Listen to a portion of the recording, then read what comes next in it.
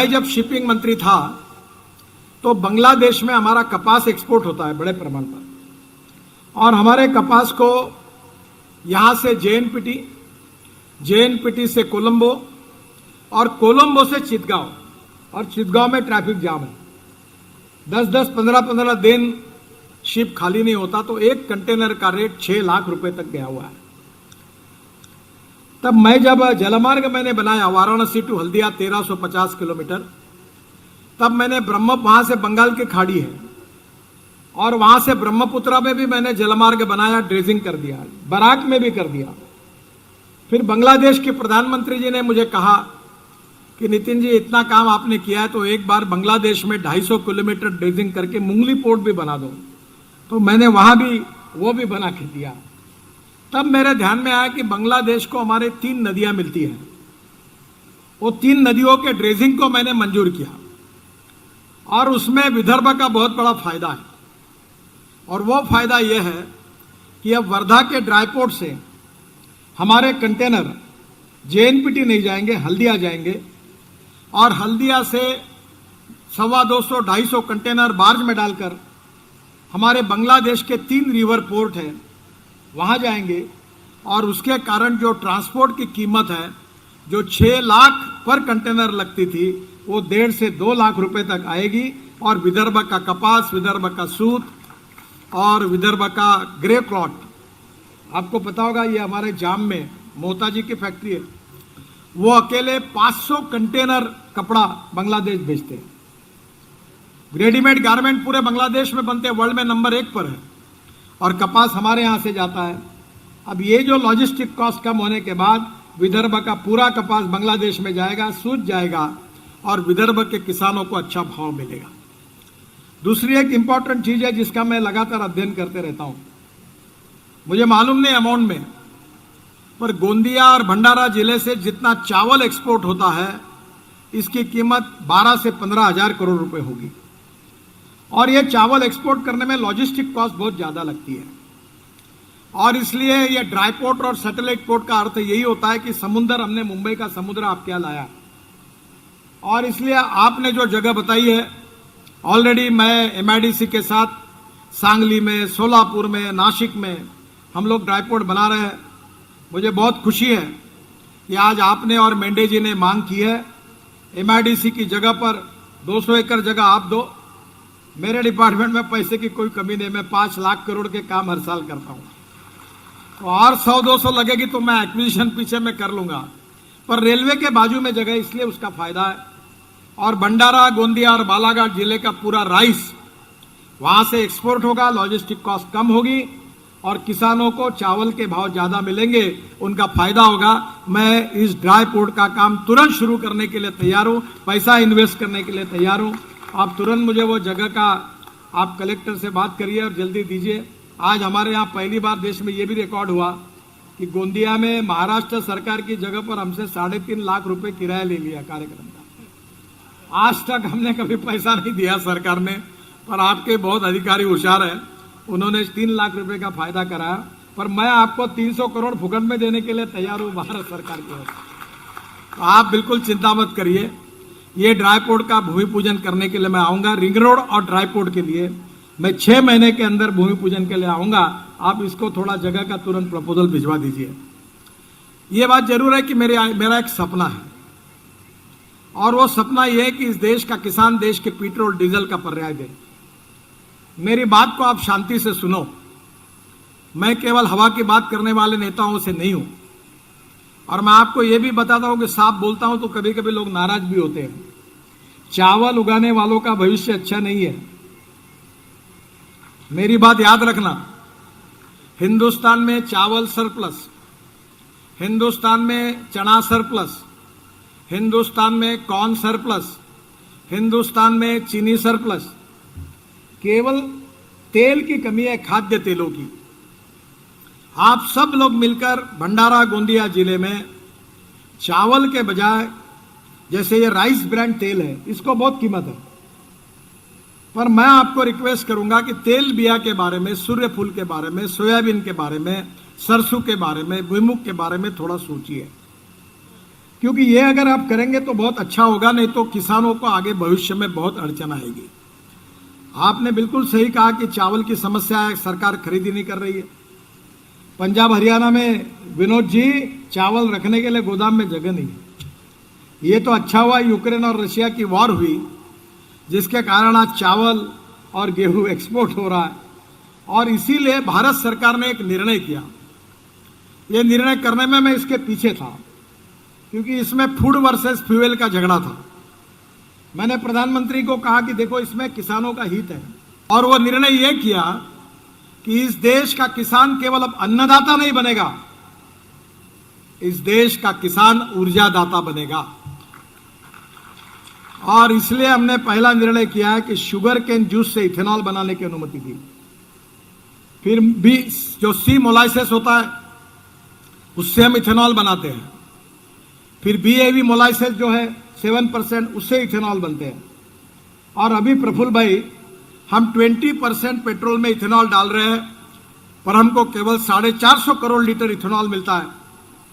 आधा इथेनॉल अभी अवेलेबल नहीं है, और पेट्रोल के भाव बढ़ गए। और मैंने और एक काम किया है कि रशिया में मैंने साइंटिस्ट ने प्रयोग किए कि इथेनॉल की कैलोरिक वैल्यू पेट्रोल की तुलना में कम है। 1 litre ethanol, 1 litre petrol equal to 1 litre 300 ml ethanol. तो मैंने इंडियन ऑयल को, साइंटिस्ट को बुलाया, मेरे घर पर मीटिंग कराई, और इंडियन ऑयल के चेयरमैन वैद्य साहब और राम कुमार उनके लेबोरेटरी के प्रमुख को कहा कि ये प्रयोग करिए। उनने कहा ये संभव नहीं होगा, बोला ट्राई करके देखिए। 3 महीने के बाद इंडियन ऑयल ने मुझे पत्र दिया, ये ट्रायल यशस्वी हुई। अब भारत सरकार उसको इम्प्लीमेंट कर रही है, और 100% इथेनॉल इक्वल टू 100% पेट्रोल, तो कोई नुकसान नहीं है। अब इसमें और अच्छी बात हुई है कि मैं ही ट्रांसपोर्ट मंत्री हूँ, और जिसमें आप सबका सहयोग चाहिए, वो ये है कि भंडारा गोंदिया जिले से पेट्रोल डीजल को हद्दपार करो। 10 लाख करोड़ रुपए का इंपोर्ट हमारा पेट्रोल डीजल का, और ऊपर से पोल्यूशन हो रहा है। और इसलिए मैंने योजना शुरू की है कि पहला यह है कि राइस से अब इथेनॉल बनेगा। और मैं, आपने जैसा उल्लेख किया, ये शुगर फैक्ट्री, तो मैं अक्सर कहता हूं कि जो पिछले जन्म में पाप करता है वो उस जन्म में एक तो शुगर फैक्ट्री डालता है, नहीं तो पेपर अखबार शुरू करता है। तो वैसे ही भंडारा जिले के 2 नेताओं ने मेरे गले में ये कारखाना लटकाया, और वो मुझे छोड़ के भाग गए। बहुत आग्रह करके मैं नहीं चाहता था तो भी मेरे गले में लटकाया। पर मैं, एक बात है कि जो काम लेता हूं उसको छोड़ता नहीं। और इसलिए भंडारा गोंदिया जिले के विकास के लिए मैं देवाड़ा में हम लोग 600 करोड़ रुपए का नया विस्तार कर रहे हैं, और इसका भूमि पूजन 3 महीने के अंदर उस कार्य का शुभारंभ करेंगे। इसमें राइस कट जो है, क्या बोलते, कणी, मुझे 600 टन पर डे चाहिए, यानी 60 ट्रक मैं अकेला लूंगा, और 1000 टन पर डे मुझे ये राइस स्ट्रॉ चाहिए, और इसको ट्रांसपोर्ट करने का पूरा काम गोंदिया के लोगों को दूंगा। कम से कम 5000 लोगों को रोजगार मिलेगा। और कारखाने में डिफ्यूजर भी आ रहा है, 24 मेगावाट बिजली भी है, और इसके साथ साथ 5000 टन की कैपेसिटी इस कारखाने की हो रही है।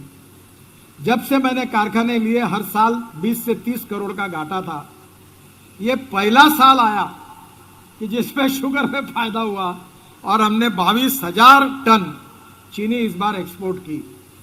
पर यह बहुत बेकार धंधा है, पर जिसमें हाथ डाल दिया है, तो मैंने कभी किसानों के हितों के लिए हम पीछे हटे नहीं।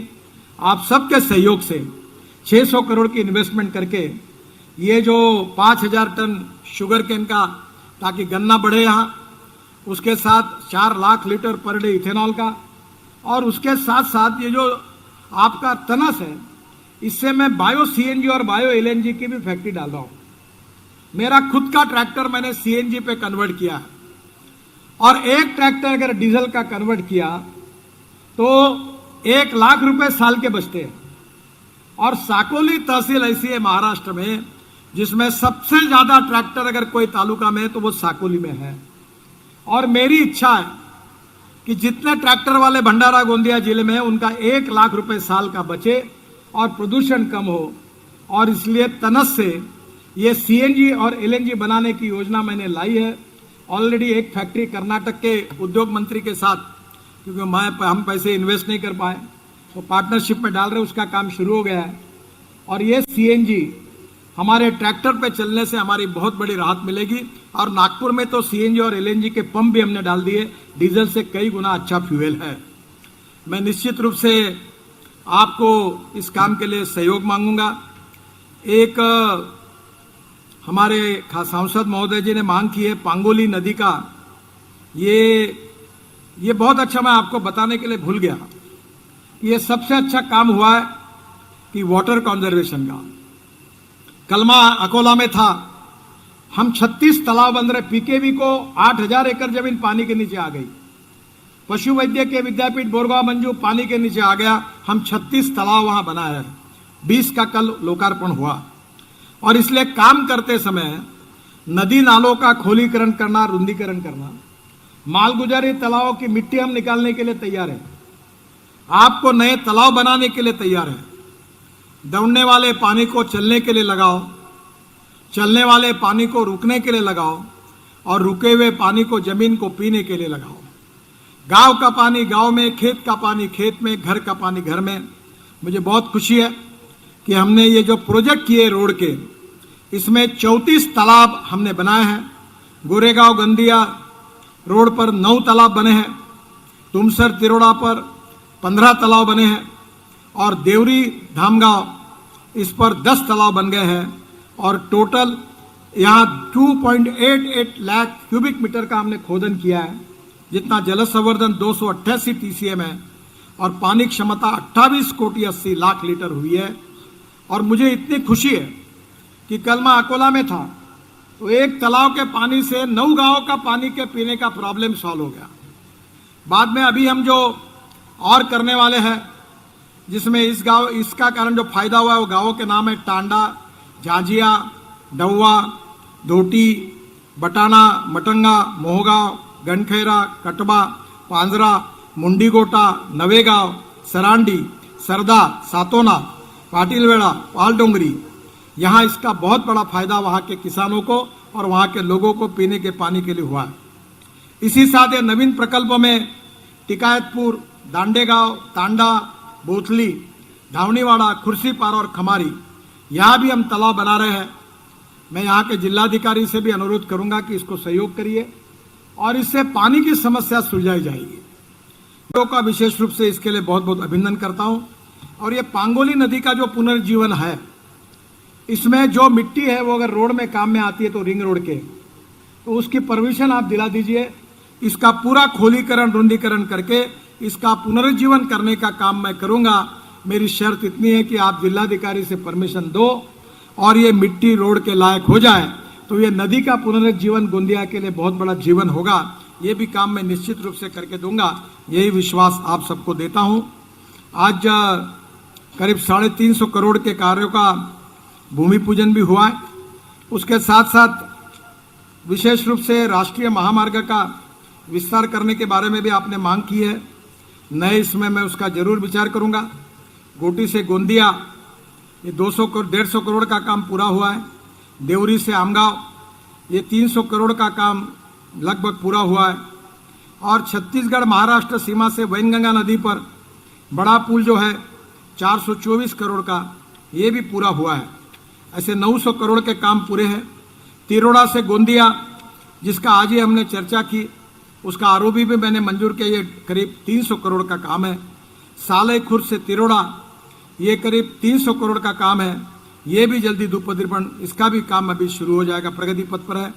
छत्तीसगढ़ और महाराष्ट्र सीमा में वैनगंगा का जो पुल है, उसका तो मैंने पहले ही बताया, बहुत अच्छा पुल बनने से फायदा होगा। मिटिगेशन मेजर के साथ उसका 4 पदरीकरण हो रहा है।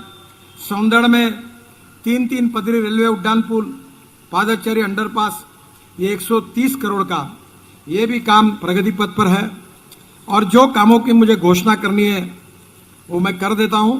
रावणवाड़ी से बालाघाट टी पॉइंट वड़न रास्ता, दोनों वड़न रास्ता का मैंने अभी घोषणा की है।